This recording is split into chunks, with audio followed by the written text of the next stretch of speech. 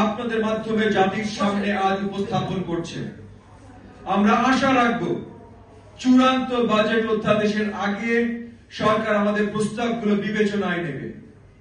আজ আমরা সংক্ষিপ্ত বাজেট প্রস্তাবনা উপস্থাপন করছি।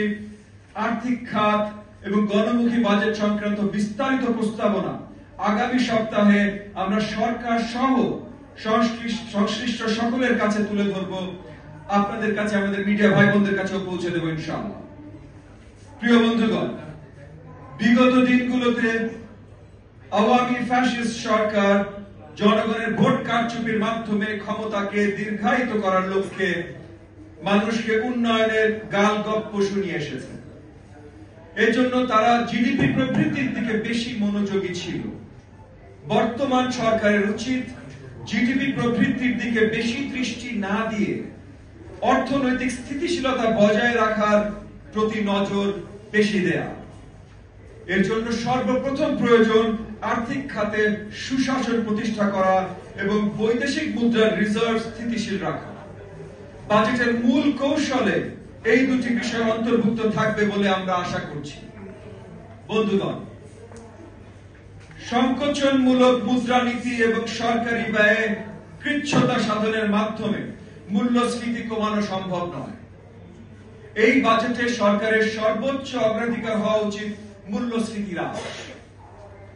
বাজার ব্যবস্থাপনা এবং বাজার মনিটরিং, সরবরাহ ব্যবস্থার আধুনিকায়ন, বাজার সিন্ডিকেটের বিরুদ্ধে কঠোর অবস্থান ইত্যাদি বিষয়ে সরকারকে কড়া নজর দিতে হবে।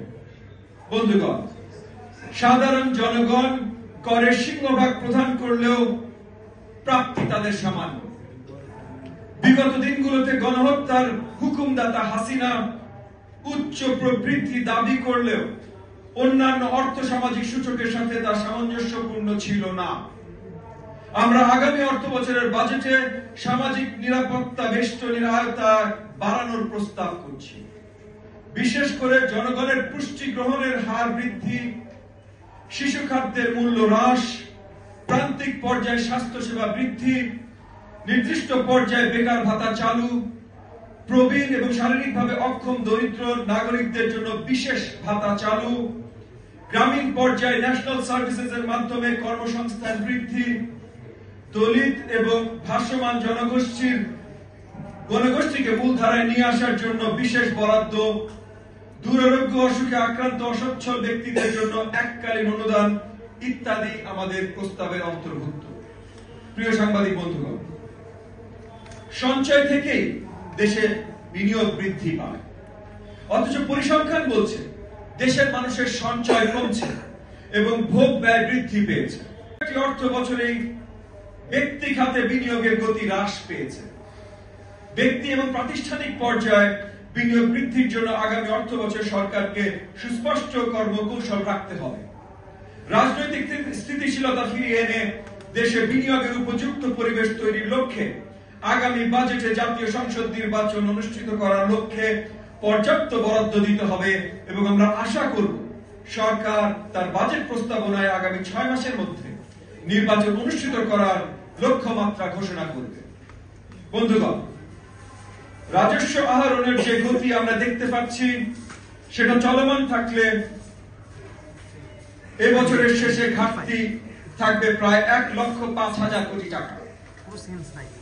32% বার্ষিক রাজস্ব প্রবৃদ্ধির লক্ষ্যমাত্রা অর্জন করতে হলে রাজস্ব আহরণে আমাদের গতি বাড়াতে হবে। কর বহুমুখীকরণ এবং জনগণকে কর প্রদানে আগ্রহী করার জন্য সরকারের পক্ষ থেকে বিশেষ উদ্যোগ নিতে হবে। একই সাথে চলমান বিভিন্ন উন্নয়ন প্রকল্পগুলোতে বরাদ্দের ক্ষেত্রে অগ্রাধিকার ভিত্তিতে পুনর্বিবেচনা করতে হবে। বন্ধুগণ, আগামী অর্থ বছরে আমরা গ্যাসের মূল্য বৃদ্ধি না করার প্রস্তাব করছি, কারণ সরাসরি খাদ্যপণ্যের মূল্য বৃদ্ধি করবে। রাজস্ব নীতির ক্ষেত্রে কর হারকে এমন ভাবে পুনর্বিন্যাস করতে হবে যাতে বিশ্ব বাণিজ্য সংস্থার নীতির সাথে সামঞ্জস্যপূর্ণ হয়, কারণ আমরা শীঘ্রই এলসিডি থেকে উত্তরণ ঘটাতে যাচ্ছি, এলডিসি থেকে উত্তরণ ঘটাতে যাচ্ছি। জাতীয় অর্থনীতির 7,611টি ট্যারিফ লাইনের মধ্যে অন্তত 2 শতাধিক ট্যারিফ লাইনকে ঢেলে সাজাতে হবে। বর্তমানে বিশ্ব বাণিজ্য সংস্থার সাথে আমাদের প্রতিশ্রুতি ট্যারিফ লাইন 955টি, যার মধ্যে 763টি কৃষি পণ্য এবং 192টি অকৃষক পণ্য। আমাদের বিবেচনায় রাখতে হবে উচ্চ আবগারি শুল্ক, রেগুলেটরি এবং সাপ্লিমেন্টারি ডিউটির কারণে আমরা ভবিষ্যতে ফ্রি ট্রেড এগ্রিমেন্ট স্বাক্ষর করার ক্ষেত্রে বাধার মুখে পড়ব, যা এলডিসি থেকে উত্তরণের পর আমাদের জন্য স্বাক্ষর করা জরুরি। বন্ধুগণ, বাংলাদেশের শ্রম বাজারে প্রায় 20 লক্ষের অধিক নতুন কাজ প্রত্যাশীরা প্রবেশ করে। বিপুল সংখ্যক কর্মক্ষম এবং জনগোষ্ঠীকে দক্ষ করে অর্থনীতির মূলধারায় নিয়ে আসতে বেসরকারি পর্যায়ে দেশি বিদেশি বিনিয়োগ প্রয়োজন। আমরা এই বিষয়ে বাজেটে স্পষ্ট পরিকল্পনা চাই। আমরা চাই বাংলাদেশ বিনিয়োগ উন্নয়ন কর্তৃপক্ষ আওয়ামী লোক দেখানো সংস্কৃতি থেকে বের হয়ে এসে বিদেশি বিনিয়োগ আকৃষ্ট করতে কার্যকরী উদ্যোগ গ্রহণ করবে। বন্ধুগণ, আমরা প্রস্তাব রাখছি 2025-26 অর্থ বছরের ঘাটতি বাজেট যেন মোট দেশজ উৎপাদনের 5% নিচে রাখা হয়। কর্পোরেট গভর্নেন্সের সবগুলো সূচকে বাংলাদেশের অবস্থান অত্যন্ত দুর্বল। এই বিষয়ে বাজেটে বিশেষ নজর দেবার জন্য আমরা সরকারের প্রতি আহ্বান জানাচ্ছি। সার, বীজ এবং কৃষি উপকরণের দাম যাতে বৃদ্ধি না পায় সেই ব্যাপারে বাজেটে নজর রাখতে হবে। সরকারি পরিচালন ব্যয় কমিয়ে গণমুখী বাজেট করতে হবে। আমরা চাই বৈষম্যহীন বাংলাদেশ গড়তে। এই সরকার এমন এক বাজেট প্রস্তাব করবে যা পরবর্তী নির্বাচিত সরকার মেয়াদের বাকি অংশে কার্যকরভাবে বাস্তবায়ন করতে পারবে। বন্ধুগণ, আমরা আপনাদের মাধ্যমে আজ প্রশ্ন রাখতে চাই, সরকারের সমর্থন পুষ্ট হঠাৎ গজিয়ে ওঠা একটা রাজনৈতিক সংগঠন কিভাবে সরকারের মুখপত্র হয়ে উঠতে পারে? অন্তর্বর্তীকালীন সরকার তার কিছু পছন্দের ব্যক্তিদের ডেকে সর্বদলীয় রাজনৈতিক বৈঠক বলে গণমাধ্যমে প্রচার করেছে। এই সরকার নির্বাচন প্রলম্বিত করতে এখন মন খারাপের নাটক মঞ্চস্থ করছে। আমরা এর অবসান দেখতে চাই।